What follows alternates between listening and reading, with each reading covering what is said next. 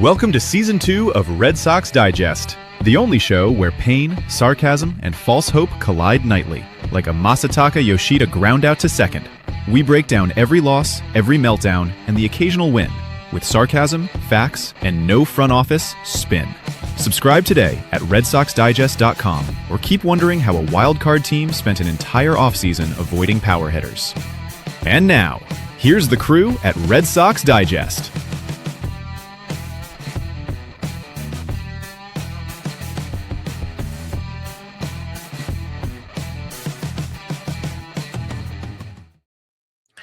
Good evening, sports fans, and welcome to another edition of Red Sox Digest. I am your host tonight, Jim Delfino. And folks, what a weekend at Fenway Park. 3 games against the Tampa Bay Rays, 2 losses, 1 rainout, thank goodness, 1 offensive pulse, and approximately 45 moments where Red Sox fans collectively stared at the television like divorced dads watching their ex-wife walk in the Olive Garden with a guy named Rick. You know what the Rays are at this point? They're that smug younger brother who never has money, never fixes his car, lives in a condo the size of a broom closet, but somehow beats the hell out of you at everything. Every year it's the same thing. The Red Sox spend money, the Rays assemble a roster using printer toner and a Dunkin' gift card. And by Sunday afternoon, Tampa's got some 24-year-old middle infielder named Ben Williamson hitting lasers all over Fenway, while the Red Sox offense looks like they're trying to swap bees with pool noodles. And before we get into this disaster of a series, can we all stop pretending to be shocked every time this team face plants against Tampa? The Rays walked into Fenway with a roster that sounds like a law firm on a highway billboard and spent the weekend beating the Red Sox around like a drunk guy trying to fight an inflatable tube man at a car dealership. Meanwhile, the Red Sox offense looked like raccoons trying to open a locked garbage can with oven mitts on. Joining me tonight is Nick Face. Nick spent the entire Rays series tweeting like a man trapped inside a haunted lighthouse. Every inning, he got angrier. By the 7th inning today, I think he was ready to personally fight Trevor Story in the parking lot using a folding chair and a Dunkin' iced coffee. Joining us as well is John Martinello. John watches baseball like he's solving the Zodiac murders. The guy's got spreadsheets, launch angles, exit velocity charts. Meanwhile, the Red Sox are out there scoring 1 run like a beer league softball team that just met each other in the parking lot. And of course, Thayer Doyle is here tonight. Thayer's the only calm adult left in the Red Sox media room. Every week, this man shows up trying to discuss fundamentals, while the rest of us are emotionally reenacting the ending of the Titanic on live internet television. Let's get into it. The Red Sox offense this weekend was unbelievable. And not a good unbelievable. More like, is this legally allowed to be shown to children unbelievable? 1 run yesterday? 1. You know who had the best offensive day?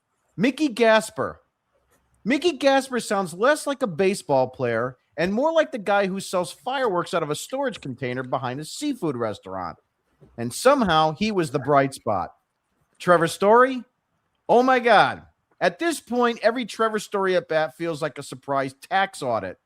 3 strikeouts yesterday, another defensive screw-up, and every time there's a runner on base, he walks to the plate looking like a substitute teacher trying to figure out how the projector works. I swear to God, Story comes up with men on base at Fenway, and Fenway gets quieter than a funeral home microwave.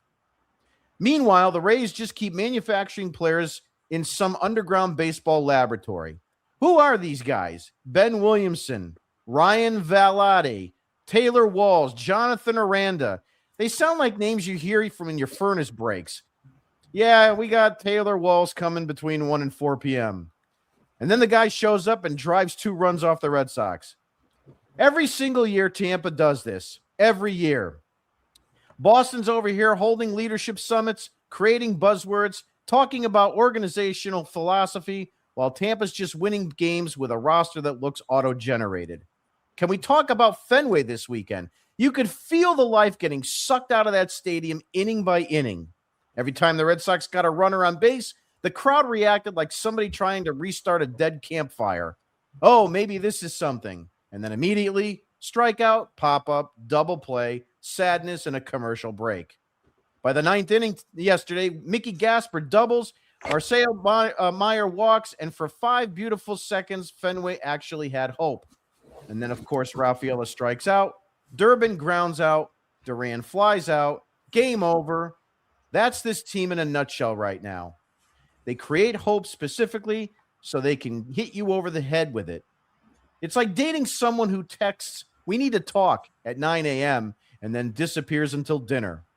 But honestly, folks, this team sucks. Not, "Oh, shucks, they're struggling," sucks. I mean, how do they score 1 run in an entire afternoon at Fenway sucks? And here we all are again, watching every game, screaming at the television, threatening to stop caring, and then crawling right back the next night like raccoons returning to a dumpster behind a Wendy's. Because that's Red Sox baseball, folks. 1 minute, you're convinced the season is dead. The next minute, they win 3 straight. And suddenly you're checking your wild card standings at 1:30 in the morning like a complete psychopath. This team drives everyone insane. And somehow we keep showing up anyway. That's it. I've said enough. It's time for us to face the facts. It's time for Face the Facts, where excuses get laughed out of the room, your feelings are irrelevant, and your opinion probably doesn't matter. No spin, no cope, just the facts. And now, your esteemed host, Nick Face. Tonight's word of the day is brought to you by Empower. Yes, Empower Cafes. My job, my place. And I mention that because, well, Jim, your monologue was very good, but you went below the belt on me tonight. You mentioned with your Trevor Story reference, Duncan. Get that shit out of my life and out of that line. I run on Empower. Zing. Anyways, I think we actually got the greatest gift we could have ever wanted on Saturday night with the Rainout guys. I really do. So there was one less frustrated evening that we didn't have to deal with another Red Sox loss. The Mother's Day game, I mean, what a snooze-a-thon that was. I mean, there was about nothing exciting about that other than Peyton Tolley getting pumped up with striking out Junior Caminero. I don't know if you guys saw, but the Tomboys, they did their whole thing about why Peyton Tolley got so excited there. And much like with me, if you and Jim as well, if you've lost your mother and you have that emotion of pitching through something that's so tough in your life, clearly that's why he was so jacked, just to get out of that jam and get out of that. So that was kind of a interesting take, I must say, on their part. And I didn't agree with going after Tolley for him getting so excited for that. There's really nothing to blame on Tolley, truly, except for the home run really given up. It was more so Trevor Story. I think from the whole series, looking at everything, Trevor Story is the talking point right now. We joke about it a lot, and we keep going and going and going with it. But guys, we have to get to that point where enough is enough. I mean, Alex Cora isn't here anymore. So Trevor Story should not have a lifeboat right now. He should be thrown off the Titanic right now. He should be, because I don't want to see it anymore. I want Marcelo Meyer at shortstop tomorrow. Tomorrow. Make a statement. Make a change. And that's, in my eyes, what needs to be done for this team. I'd rather Trevor Story get DFA'd and sent off to Siberia. I actually put out a tweet last night asking for GoFundMe funds so we can send Trevor Story to Siberia. So if anybody wants to donate to that cause, hit me up after the show. Let's see how much we can get to get that bum out of here. The other big thing for me from the weekend was Jarren Duran. And again, these are things that Trevor Story was the error that resulted in runs being scored from the Rays. But this really wasn't anything to do with really anything from the games from Duran. But Duran takes center stage yet again for going after Michael Hawley with a tweet that he talked about with, I guess he was all upset about the media lying about injuries and saying, oh, you're a bunch of jackasses because nobody's lying here, blah, blah, blah, blah, blah. Well, I don't know if it was Jarren Duran that did it or if the team told Jarren Duran to do it. But since we are 24 hours basically after the fact, there is no more Instagram or no more Twitter X in Jarren Duran's life. So what a tool bag. I mean, this guy just keeps getting worse and worse and worse as we go. He has absolutely no filter. He doesn't belong here. He shouldn't be here anymore. And yet he is. I don't want him here anymore. Trevor Story and Jarren Duran are two of the catalysts of why this team sucks. They are far from leaders. They are never going to be leaders, and they are going to continue this team going right down the stream and off the avalanche at the end. Get them out of here so we can progress and start doing something with the youth movement, because you're not going to do diddly squat with these two imbeciles still on this team anymore. I don't know what you guys think on those, but those were my big talking points from everything. I mean, and the other thing that we can say is Conley Early was outstanding also. We should shout out to him from his Friday night start. The kid's just the balls. And what I mean by that is he's tough as nails. He's a grinder. He doesn't care. He just goes out and competes and does his job. He's awesome to see, and I think the future out of all of the talent that we have seen come up, guys, in fairness, I think Conley Early is the one that's going to exceed our expectations as time goes on, because I just think he fits the mold of what a major league player is supposed to do. Competitor, workhorse, gets the job done, no nonsense mentality, blocks all the other nonsense out, and just pitches. Just my take. Yeah, a couple great points there. As far as Duran, he's the gift that just keeps on giving all year round. I mean, it just doesn't stop with him. I mean, it's just one thing after another. Stop being involved with what other people say and just do your job and move on. He can't.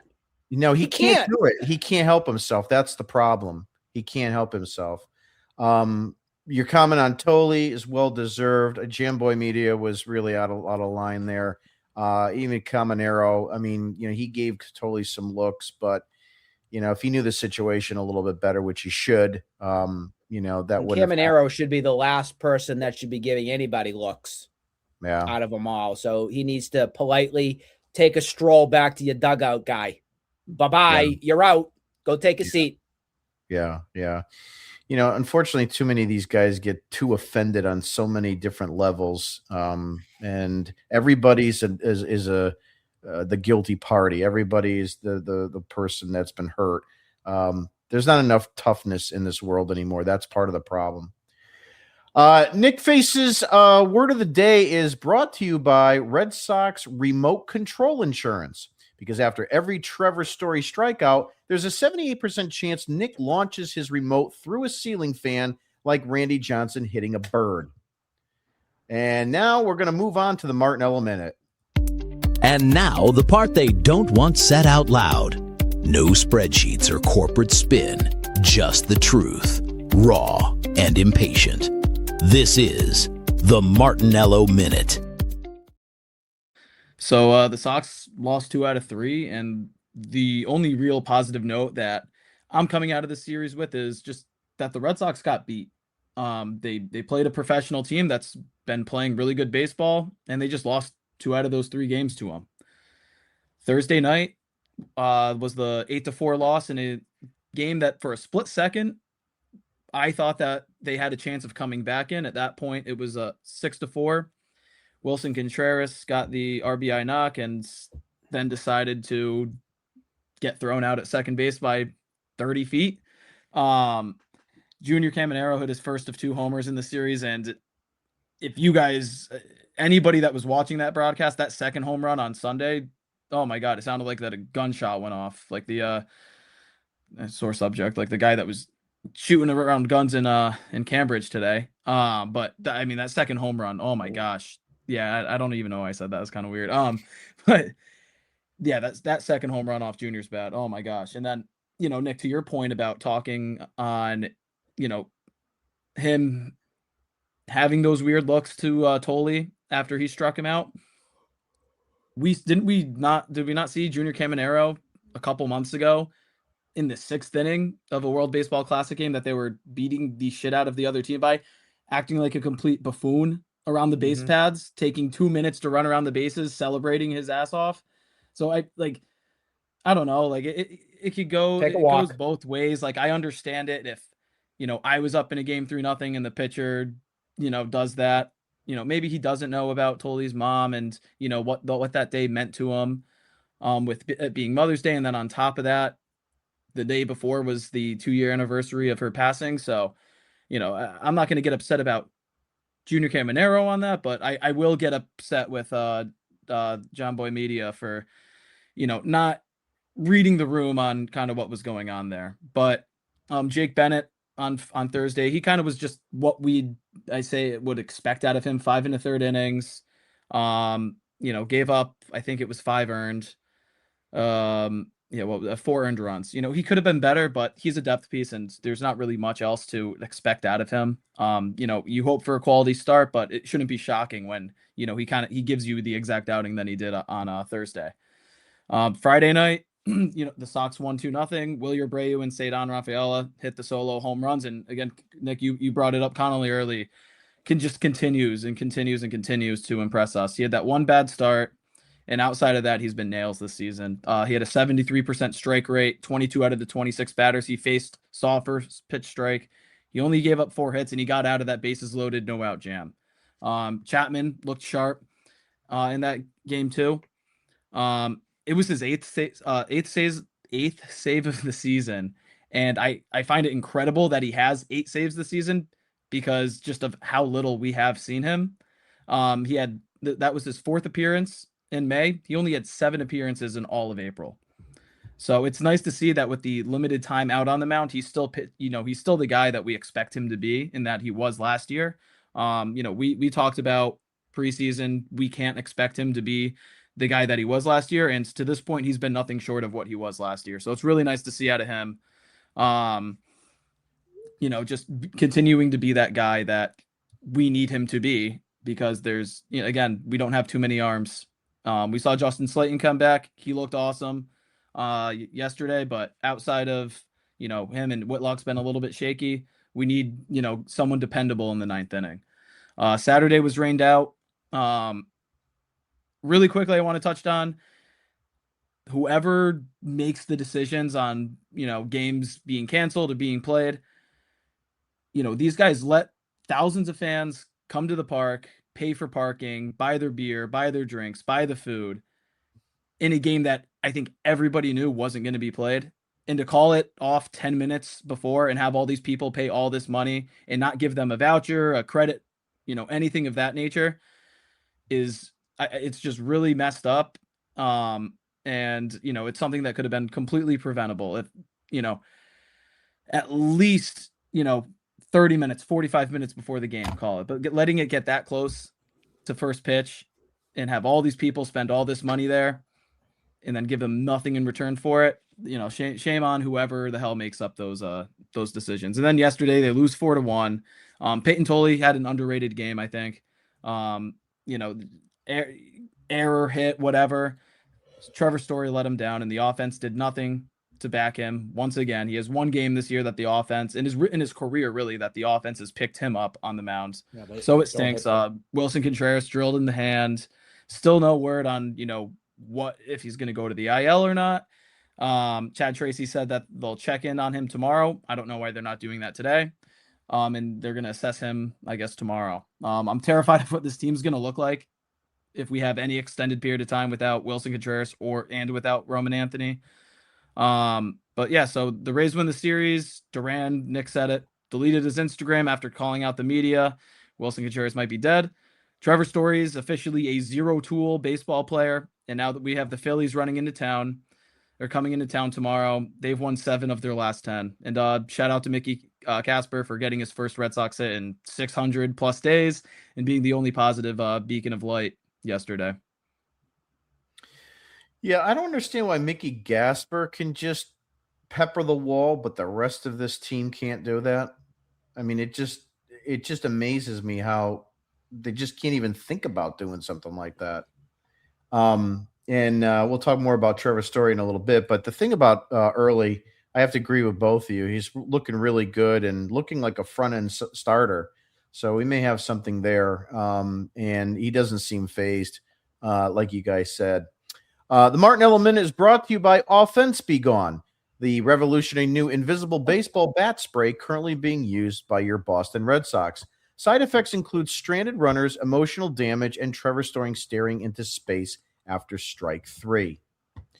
We're going to move along now to the third strike. And now it's time for the third strike with Thayer.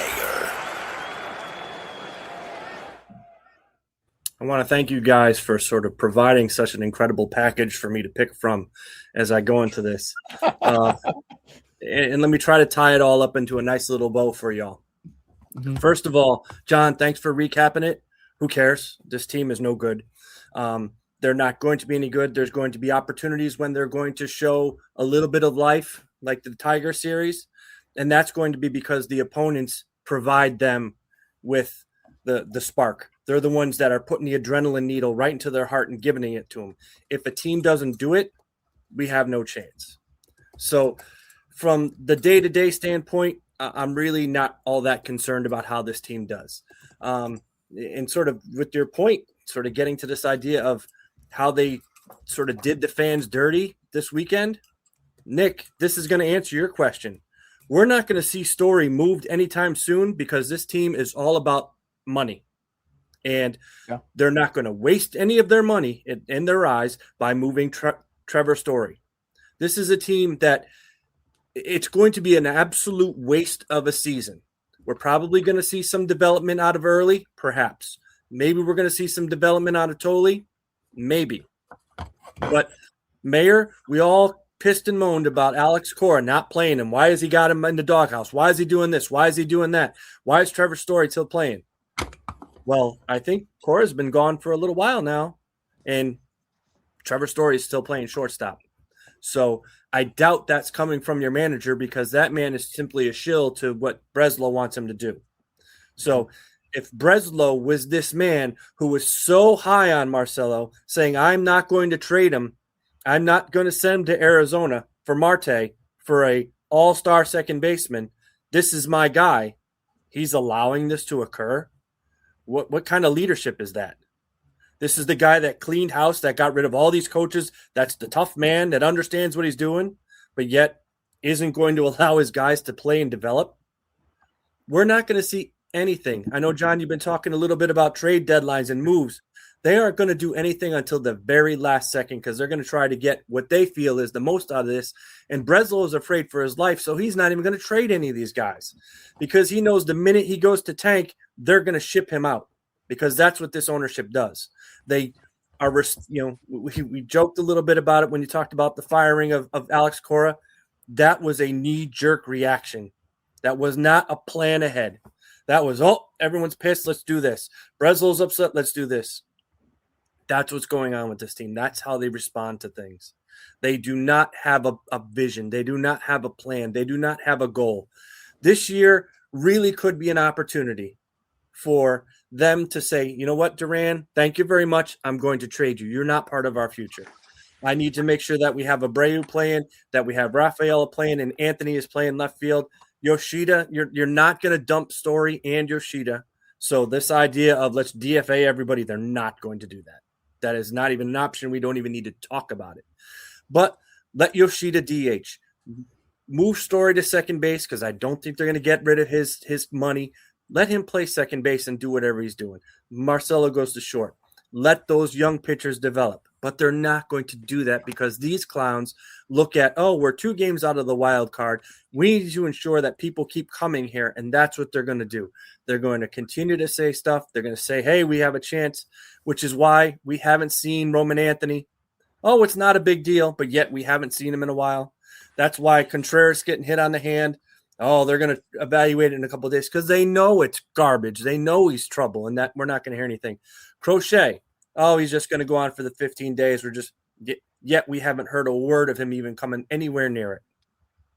So, unfortunately, this year is going to be an absolute wash. Nothing is going to come positively out of it because you have a general manager who is afraid for his life, and he's not going to allow his team to develop and really just sort of take it. Just go out there and get blasted. We're still throwing out Zach Kelly. We're throwing out Weissert. If the right-hander is not named Whitlock, he is not going to get anybody out on a regular basis. Our lefties out of the bullpen are doing okay. The problem is more than half of baseball is right-handed, and you need those right-handed pitchers, but when they come in, it's a dumpster fire. And that's where we're struggling with this. It doesn't matter anything about it. And the irony of this whole thing, we're talking about Story and how garbage he is. In the 8 games in this month, he's got a hit in 6 of them. He's hit in 8 of his last 10. For the month of June, he's got a hit in 6 of 8 games in this month of May, and his average has gone down 7 points. That tells you all you need to know about this guy. He's getting on base, but it's weak contact. He doesn't do anything. I agree. He's a waste of space in this lineup where he is, but that's where we're at. And unfortunately, I have a feeling that the only thing that we're going to have to be able to talk anything about is perhaps some of these young pitchers, because I doubt anybody else is going to develop. Yeah, I think there's a lot to unpack there, but you made some extremely good points. And,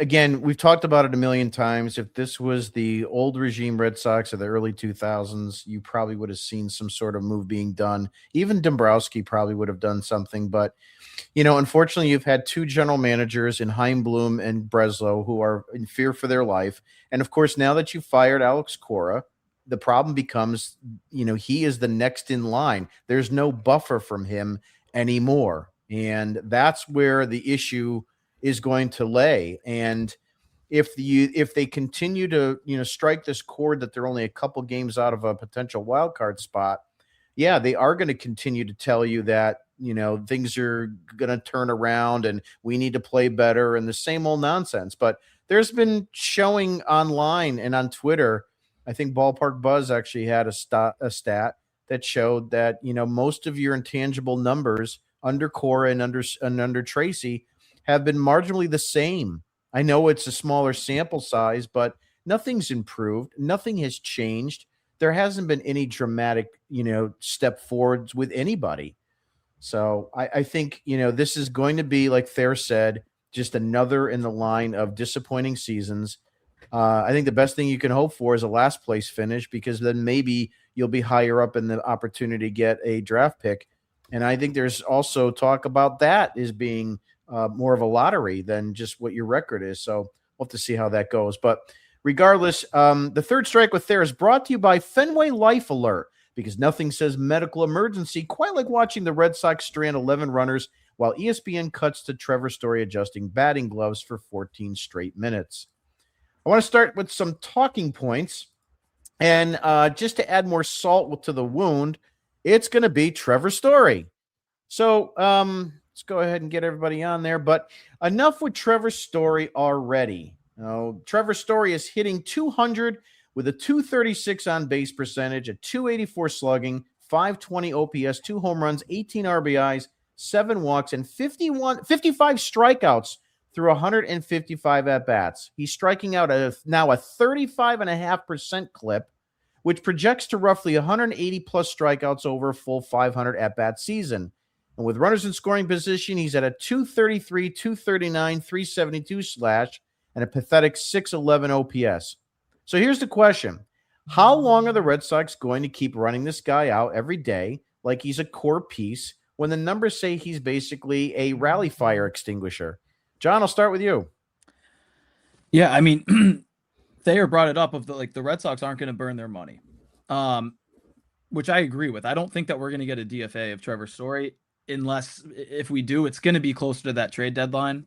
But listen, Masataka Yoshida rides the pine every single day, and he's by far a better player than Trevor Story is right now. So what is the holdup on moving Trevor Story to that bench spot and playing a guy like Andrew Monasterio, who has been he's been playing well. He doesn't qualify, so I don't have the exact percentages up on here, but he is a 284 expected batting average. That's top 10% in all of Major League Baseball. He's only whiffing at a 17% clip, very high, compared to the rest of the league. And he's only striking out in 19% of his at bats, which again is above the 50th percentile. He's been giving quality at bats. We've seen him play shortstop this year for us. He knows how to play the position, and he's giving you quality at bats. So why can't a guy like that go and play at shortstop or even at second base and move Meyer over to shortstop? Meyer, I know the holdup on him has been that he can't hit lefties. Granted, 8 at bats against lefties this season, but he has a 375 batting average against lefties. He's hit a home run against his only home run this year against a lefty, which was out of right field at Fenway Park, which was in one of the deepest parts of right field there. So there's a whole different, scenarios that you could go through here. But, if Masataka Yoshida is allowed to rot on the bench every single day when we know that he can contribute to this lineup, why can't we pull Trevor Story out of it when we know he's a guy that is not going to contribute to the lineup? Fourth percentile in K rate, 7th percentile in walk rate, 22nd percentile in range defensively. He's missed 52% of his games as a member of the Red Sox. He's a 39 WRC plus this season. He's striking out 33% of the time. He's done nothing positive. So why the hell do we keep on giving him these opportunities to play the most premium defensive position on the field when he fails to do so night in and night out? Well, John, not only that, but they're also giving him opportunities as the cleanup hitter. Yeah, which is another absolute train wreck of an idea. And not only was that done under Cora, it was done under Tracy too. So it just doesn't appear that anybody's learning anything. I had this tweet today. Actually, I uploaded the same one twice. So let me just grab this file here and pop that up. And we'll just move this one along. Let's see. Here we go. It's not coming up. Let's see. Anyway, there it goes. Okay. So Trevor Story ranks 6th worst in fielding percentage at shortstop in Major League Baseball. He also ranks 4th worst in arm strength. Trevor Story needs to go. Nick. I mean, I've been saying this since he first came. I never was a fan. You knew the writing was on the wall when the whole contract was botched with Xander Bogaerts. You guys we knew it. Trevor Story playing second base for a season and then magically sliding over to short and then getting hurt and everything. He was their cheaper alternative and a much and far less superior player.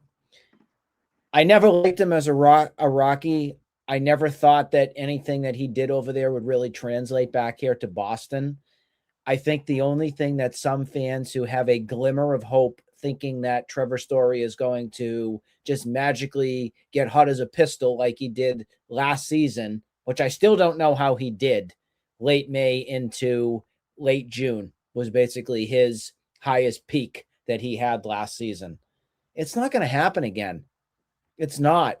I wish that trade deadline was here when you could have gotten rid of him at that point, because now it's just going to be a continued decline of a player who will be 34 at the end of 2026 as well. It's not like he's getting any younger here, and we're already starting to see the throws.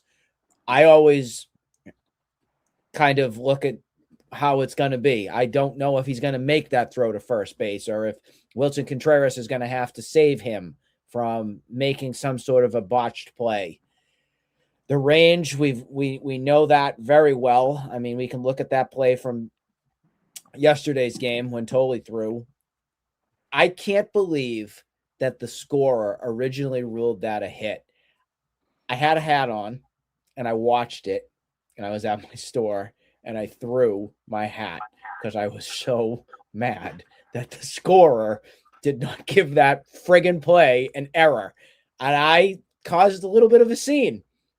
I looked at the mother that was at the counter and I said, "This is your baseball team." And then I turned it off the television screen. Mm-hmm.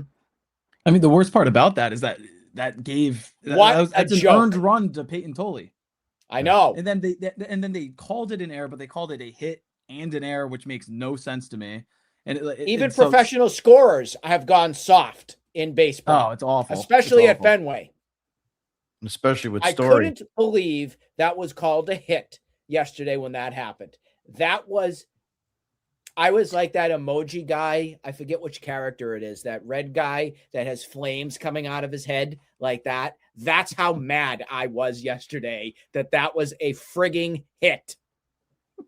Yeah, I mean, look, I've had enough with this guy because look at the whole Cora situation. I mean, it's my opinion and a lot of other people's that, with Trevor Story talking and getting all upset with Cora's firing, it was nothing more. Again, we talked about this on a previous show, that Trevor Story only caring about Trevor Story and wondering if he was going to get, a decrease in playing time, get moved, get DFA'd, whatever it was, and talking to Chad Tracy about it. So it's all he cares about. And, here's the other thing too. The guy had almost a career season last year. And now this is what you're getting a year later. I almost find it almost hard to believe. So did he just try last year, hoping that maybe he would hear that other teams were interested and he would have opted out, and then realized that it wasn't going to happen and then just opted back in? I mean, I question that as well. And then I also had this tweet too. Caleb Durbin and Trevor Story continue to be two of the worst players in baseball in terms of OPS. Durbin and Story sit at number 2 and number 4 for worst OPS in the major leagues. The left side of the infield is just a train wreck. Thayer, you're up. I wish I was up instead of these two sometimes. I do too. I don't know what to say. I'm at a loss at what to say because they're not rationally thinking about this. This is the problem, that the people that are in charge, the people that are making the decisions, we talk about Cora, we talk about Tracy, they have nothing to do with this. They are not making the lineups. The lineups are coming from the analytics department upstairs. It's coming from Breslow. It's coming from Henry, because Henry says, I wrote the check for Story. Story's our highest, our most sort of tenured player. He's making the most money on the team, right? So that's what he's there for. And Caleb Durbin is basically Breslow's only opportunity to say, I did something right. Because the other trades he made, there's nothing to it. When you get Contreras, that's something that makes sense, and all these other moves. His move was Durbin, and this is what he's trying to sell to everybody, that we're going to play with defense, and we're going to play with hustle, and we're going to change someone into something that they're not. That's not how it works. And sort of to John's point about Montecchio, again, it's going to come down to what we talked about last year. Yes, you can put some stopgap in, but the guys that are there are not everyday baseball players. And I'm not saying Trevor Story is, but Montecchio is not the answer. None of the guys on this roster to fill in. Yes, I think Mayer should be playing shortstop. But whether Story plays third base or second base, there's nobody that's any better than him. And that ultimately says it all. He is no good, and the guys you have underneath and waiting are worse. So, again, it falls into Breslow. And I don't like Trevor Story, and I don't want him to be playing all the time. But I don't want the other guys to be playing either. Yeah, that's part of the bigger problem with this team is that it's kind of like, it's, the devil is worse than the devil you don't know, because nobody else is really you don't have a team of guys that are, showing any kind of sense, at least these infielders too, that are excelling and getting better. And I've brought this up a couple times on the show.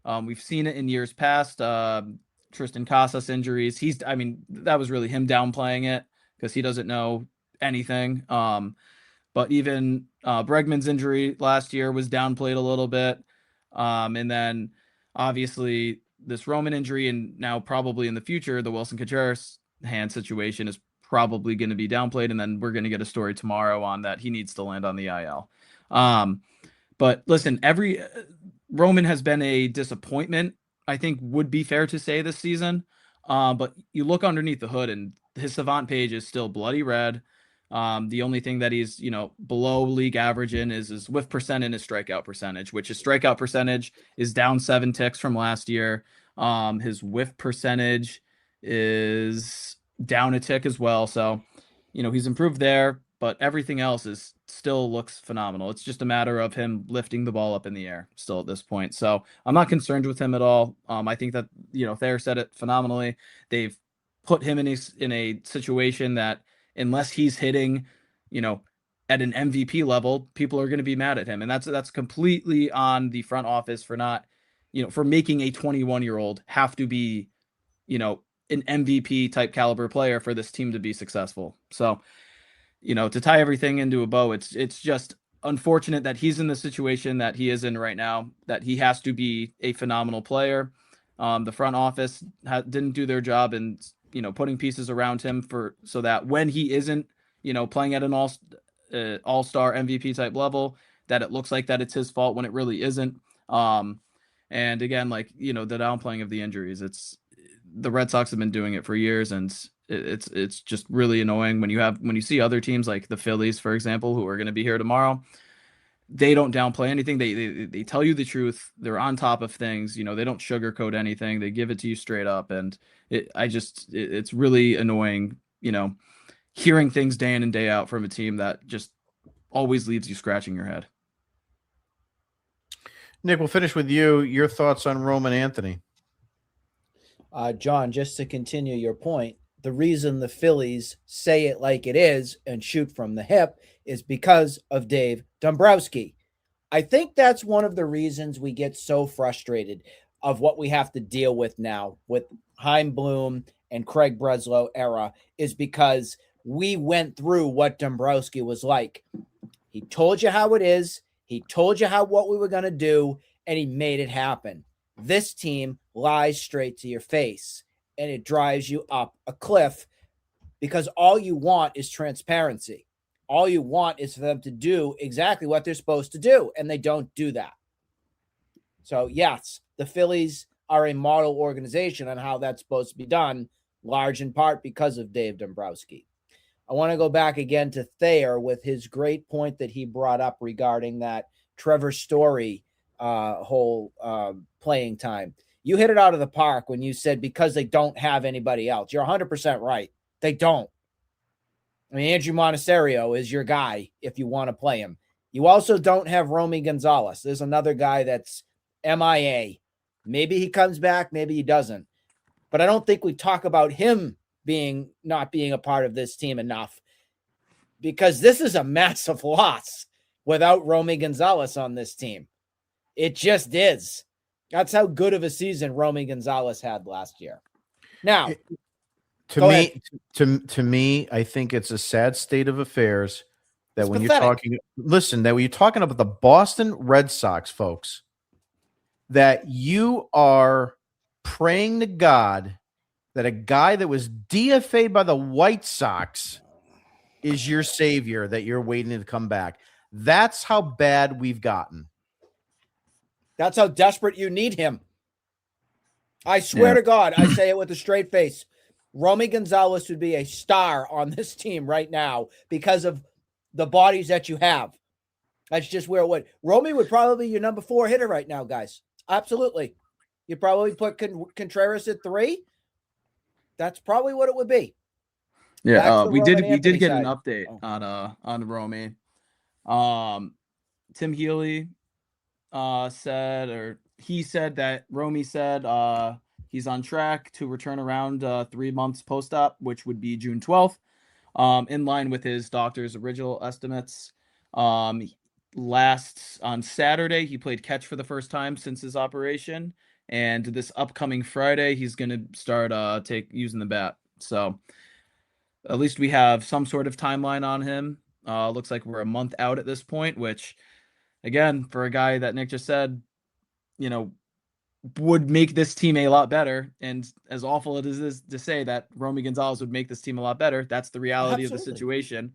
We need that guy back. So it's good that we finally let's also have a be timeline real. on him. That timeline's really September 1. Like, wink, wink, nod, nod. It might be, but at least we have a date that, again, as we just said, are the Red Sox honest about injuries? We'll see on June 12th. And that's where we get to this guy, and I'm going to blast the Red Sox right now for Roman Anthony because they knew. They knew he was going to be out longer than it was, but they don't want fans to panic because they want fans to have some hope and drag this along so you don't lose interest with a guy who's super popular on your team. Roman Anthony probably won't play for probably another month and a half, guys. Let's realistically set the expectation right there. And I would say if you see him June 1st, I'll be surprised. Yeah, I mean, I have to agree with that too. But look, here's a team that wants you to remain engaged, wants you to buy tickets, wants you to buy souvenirs and merchandise, come to the games and spend money on $10 hot dogs and so forth. They can't just tell you from the get-go that he's going to be gone for a certain amount of time. Same thing with Crochet. Same thing you hear with anybody that is, a better than average player on this team, because you're just going to lose fans and they don't want to do that. So, but they're also, Jim, losing fans kind of like the hardcores like we are, because they continue to spew nonsense out of their mouth and piss us all off. Yeah, well, I have a hard time believing that they pick their lane, and they don't. I have a hard time believing that this ownership group cares about the hardcore fan anymore. And the reality is that if you and I, as hardcore fans, don't buy tickets and go to the game, some slap happy, family of four from, Nanuet, New York is going to come up when the Mets are in Fenway. And that's the bottom line, because Stone Cold said so. Moving right along, we're going to talk about the Red Sox historic numbers here. They're quietly on pace for historic bad strikeout numbers. The Red Sox now 17-23 overall, just 8-12 at Fenway, and the offense has already racked up roughly 370 strikeouts through 40 games, putting them on a pace for nearly 1,500 strikeouts this season. And I'm sorry that Nick and Thayer were not on the screen there. To put that in perspective, the all-time MLB record belongs to the 2019 Detroit Tigers with 1,595 strikeouts, 1,595 strikeouts, followed by the 2018 White Sox at 1,594 and the 2019 Mariners at 1,581. All those teams lost at least 94 games in those seasons. So here's the question. You fired the manager, you changed the coaching staff, changed the messaging, changed the philosophy, and the offense still looks exactly the same. So when does this organization admit the real problem might actually be the roster? 60 seconds, John. When is the organization going to admit that the roster is the problem? They're not. Right. Yeah, that's not going to happen. But, they're 16th in total strikeouts right now. They're striking out on average 8.5 times per game, which, it doesn't jump off the sheets. It doesn't jump out at you at all too much like how it has in past years, which, is a good thing.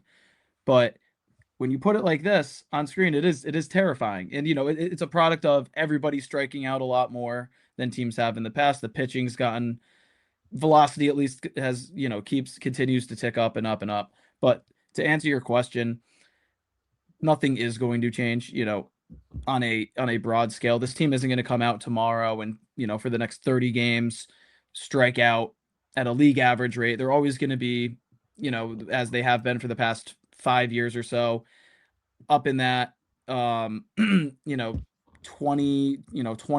27% strikeout rate as a roster.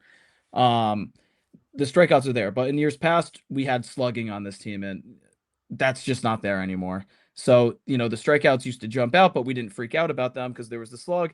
Slug's not there, and now the team that strikes out a little bit more than league average, those strikeouts become a lot more important because you don't have that guy in the lineup that's going to come out and hit a home run, that 3-run home run for you that we've had in past years.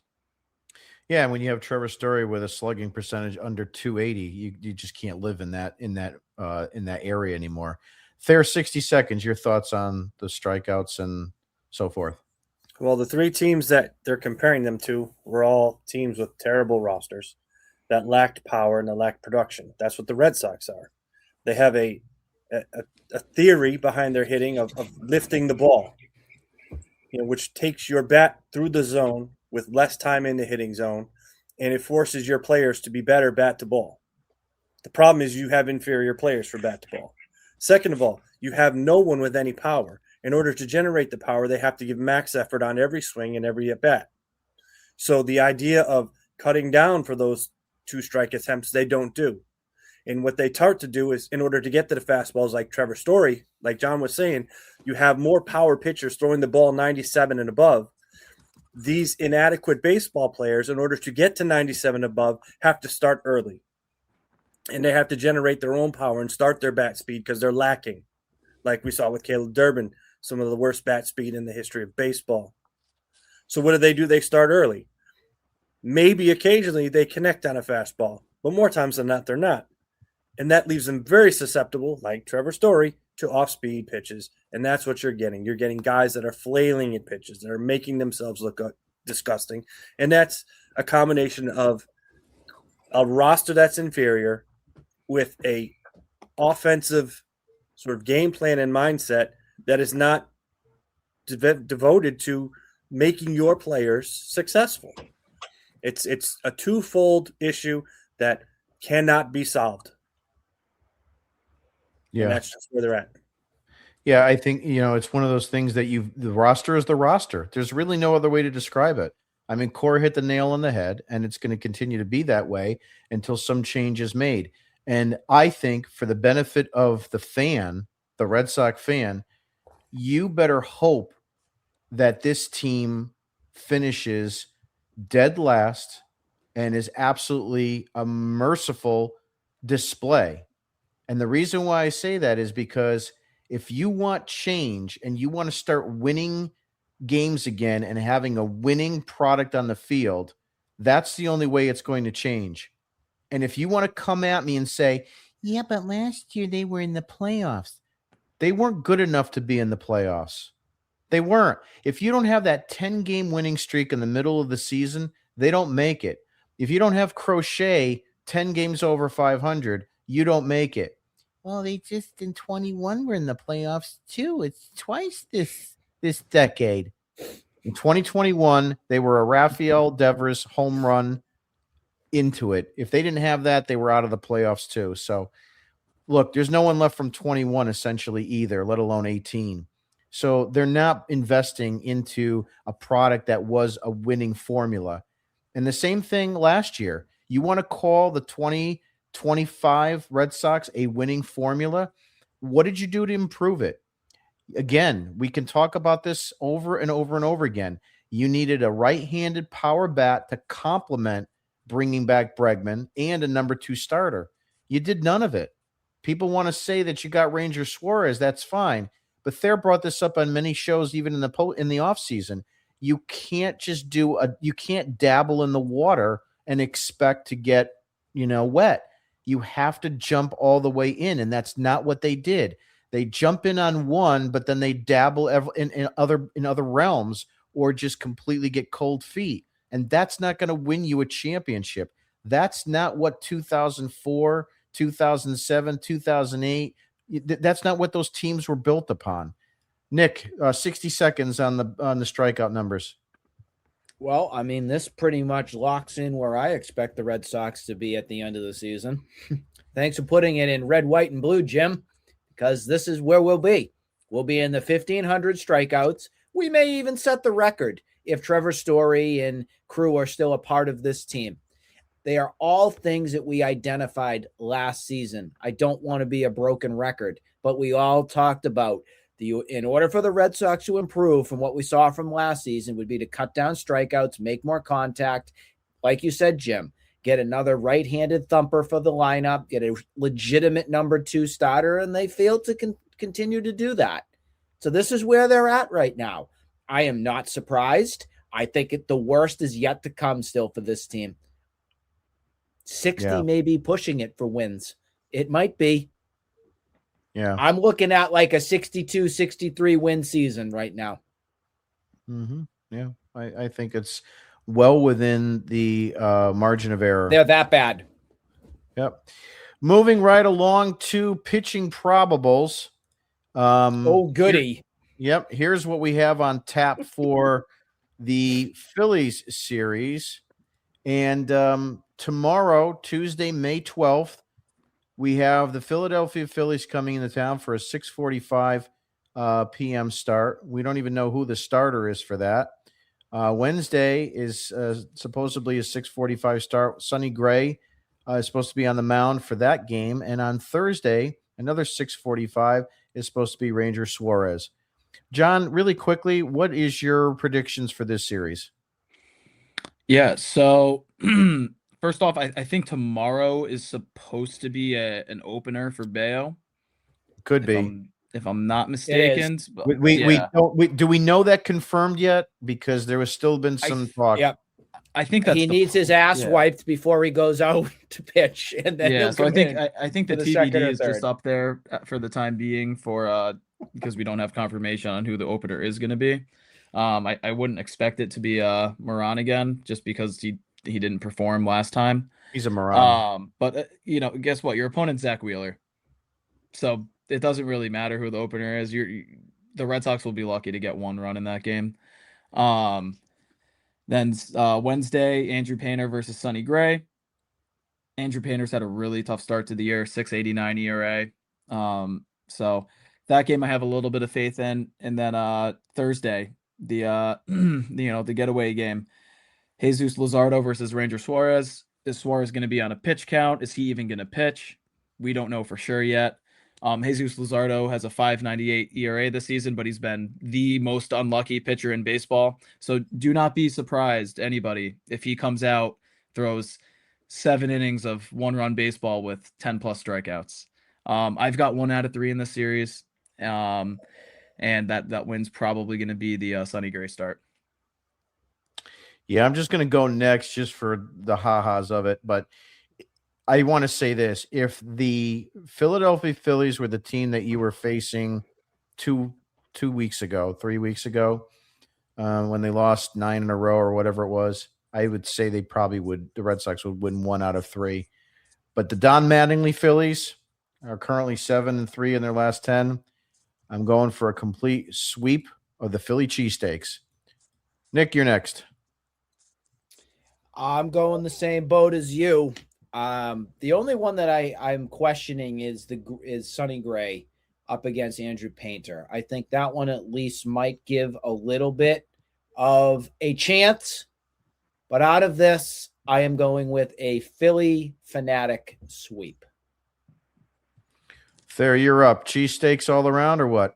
Wow. I can't believe I'm going to be this guy. The Red Sox are going to win this series 2 out of 3. And the reason they're going to win this series 2 out of 3 is, 1, Painter is not very good. Hey, let him speak. I'm liking what I'm hearing right now. I think Gray is going to beat the Phillies on Wednesday. And also because I think Finn is going to be at that game with me, so there's a very good chance that kid's undefeated at Fenway Park. So I do think the Phillies are going to win game 1 with Wheeler. I think Gray is going to win game 2. And then Thursday, 1, I think Suarez is the kind of guy that this is going to be his playoffs. He's going to step up because it's revenge. So I think that's going to be important. And 2, what happens whenever we throw out that right-handed lineup against the lefty that we're like, oh, we're going to get slaughtered? Somehow Durbin, Montecchio, Story, Wong is in there. All those guys end up hitting like double in the second inning. So I'm going to say 2 out of 3 for the Red Sox. Look, I hear you when you say Sonny Gray could have a really good game. And I hear you that Ranger Suarez is going to have a little bit more motivation because it's his old team. But those guys can't hit, and neither can your lineup. And I just don't have enough faith that this stupid, wretched lineup is going to score enough runs because let me tell you something. And I put the tweet out today. It was in our article, today's article. It said the Red Sox have to just basically throw shutouts, and they know it now because they're not going to get enough run support. So they've got to throw better than a quality start to even get a chance to win. And sure, Ranger Suarez could go out and give 6 innings of 1-run ball or 7 innings, but then you're going to bring in the misfits, the gutless bums, and something bad's going to happen because you're not going to get Whitlock and Chapman and even Slayton if you're down. So here comes in Zach Kelly, here comes in Weissert, and the freaking Bumblebee bums. I mean, it's what's going to happen. So, yeah, it's a clown show. So that's the bottom line. Moving right along to Piece of Take. So tonight's Piece of Take is an interesting thing, which I saw. John and I were talking about this earlier. But this was the piece from SNY, New York. I'm sure most people saw this. But so the Mets hope to save their season, and they attempt to do so at any cost. They'll have to get creative. Could one option be targeting a veteran around the sport who looks uncomfortable with their current team? What about Trevor Story with the Red Sox? SNY's Chelsea Janes, who probably got fired tonight, explores the hypothetical situation. Trevor Story is struggling, even as he is vocally frustrated with the Red Sox management. Could the Mets pair a deal for him and his contract while grabbing an outfield from Boston's longstanding logjam? If it sounds like throwing good money after bad, it might be. But if the whole season is going to be bad money anyway, might as well see a fresh start for a player with a strong track record. Can help revive him. She's been fired at once. So here's my thing on this. This will make my 2026 season. Mic drop. John? Yeah, I mean, I responded. I forget what I said, but I responded or actually, I know exactly what I said. My response to this tweet from the SNY Mets was, I am submitting my application at Coaches for Hire to personally drive Trevor Story down to Queens. Let's make it happen. This guy's a career 230 outside of Coors Field. Take a bow. He stinks. Like, if any team wants to take him off our hands, please go ahead and do it. I don't know who. Like, listen, I know the Mets have had a really rough time. I think they have the worst record in baseball right now. If this is their solution, I'm not stopping you from doing it. Go ahead. Well, I mean, it would be pretty Metsy for the Mets to do that. Nick, your take. Oh, if there is a God. Oh, please, please, please. I'll do anything anybody else wants. Please, please take him. Thayer, your take. Chelsea, your reporting is spot on. I think Trevor Story is absolutely the piece that the Mets need. I completely agree. The Red Sox have not used him appropriately. They've completely wasted his talent. They've put him in positions where he has not been put in a successful situation. In Queens, in Flushing, I think he would absolutely be an MVP candidate. Who wants to say it? I see what you did there. There, you got it. I mean, I don't know if anybody else could have said it better. I think she's brilliant. We just had an earthquake here in Reading, Massachusetts, so I'm sorry. I had to go down.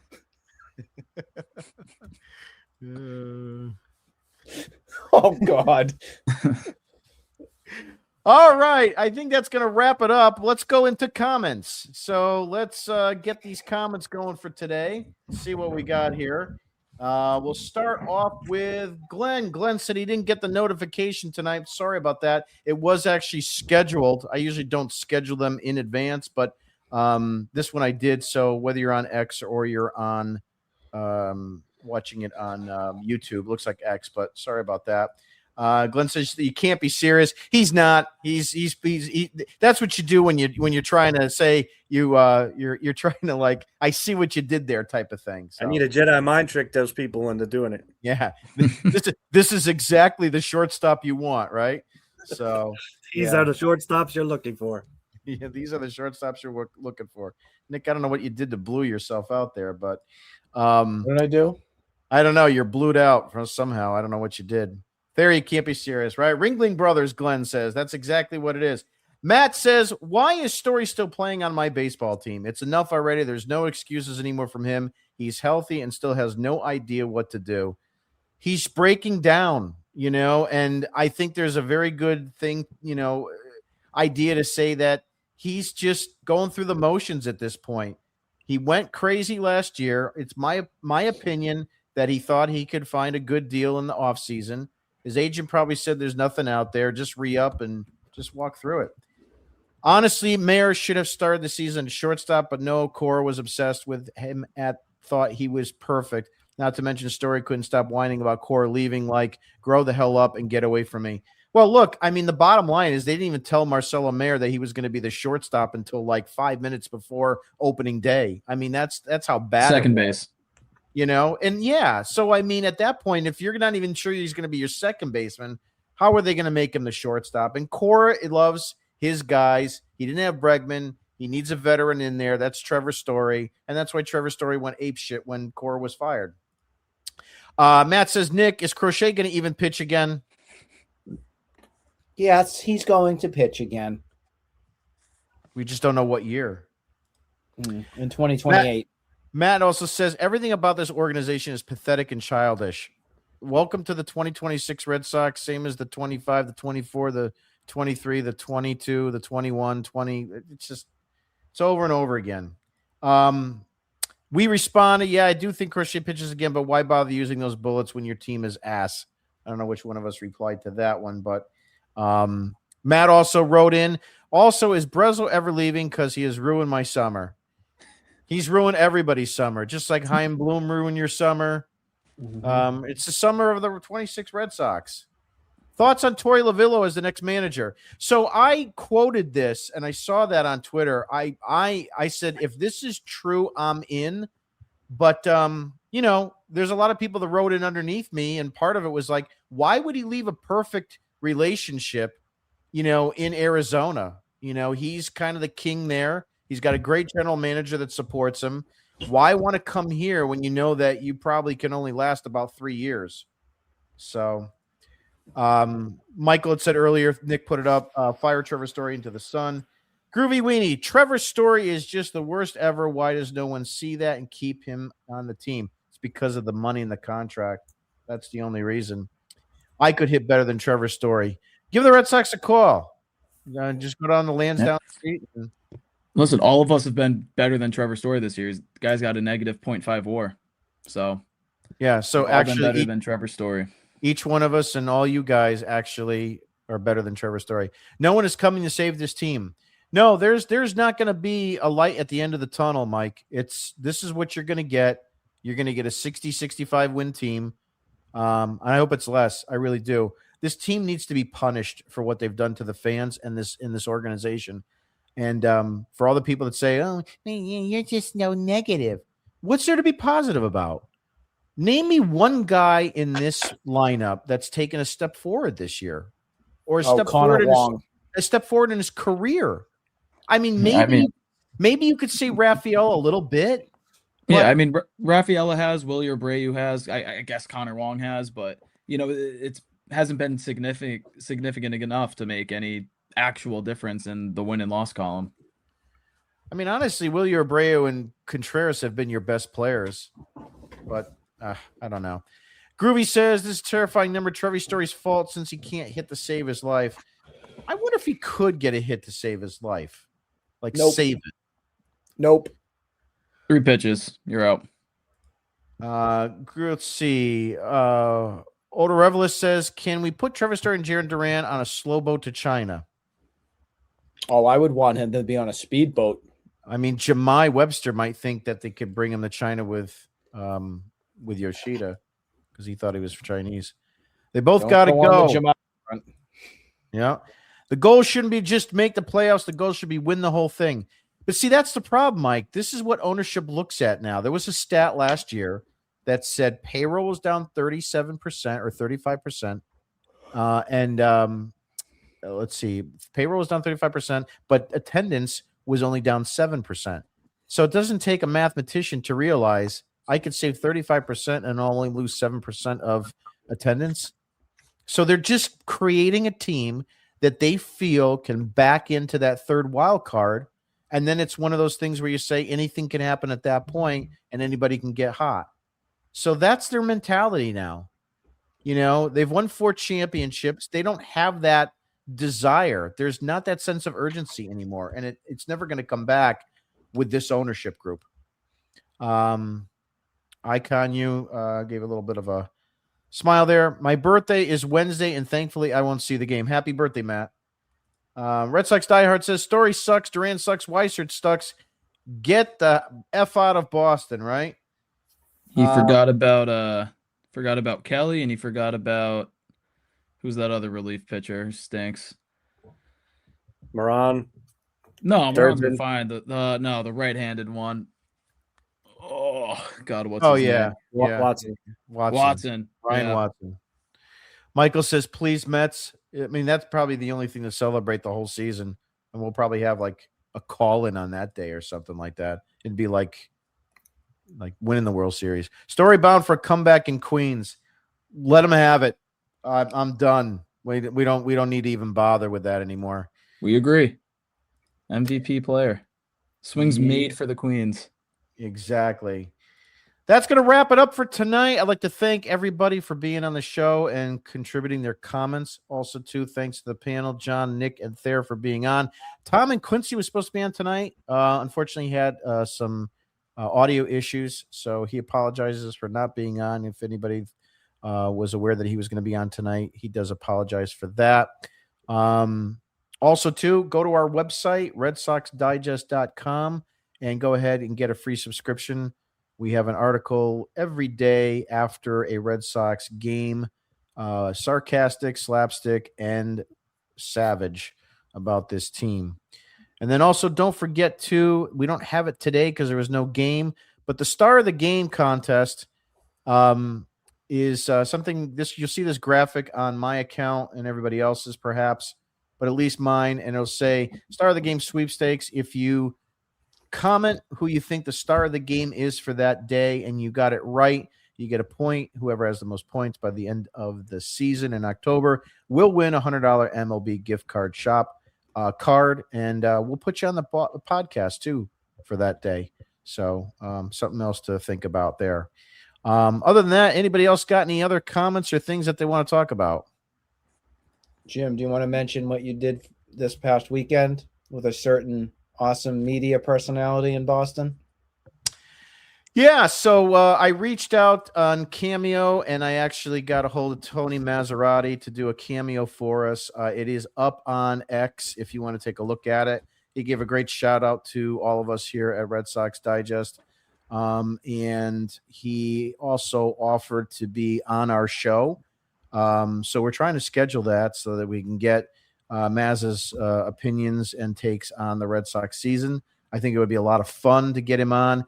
Tom and Quincy has been working, talking to him today. And he did say that he would definitely be interested.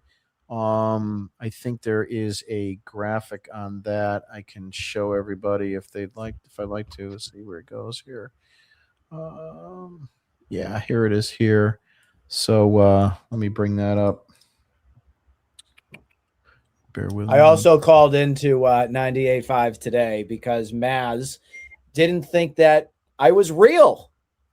So I called in and I said, "Hey, Tony, guess who's calling? It's me, the real Nick Face." And then they gave me another 5 seconds. And then I said, I was just grateful that my family didn't name me Richard. Yeah. So Tom had wrote Tony today. He says that I saw the cameo. I appreciate the kind words. And so Tony did write back, would love to. When do you guys record? So I did email Tony. So hopefully we'll get it together. Tom did say something that Tony might be interested in doing something next week. So we'll definitely post what night that will be when we get it scheduled. That's going to do it for tonight. Thank you, everybody, again. Have a great night, and we'll see how this Philly series pans out. And we'll let you know when our next broadcast will be online. Have a good night, everybody.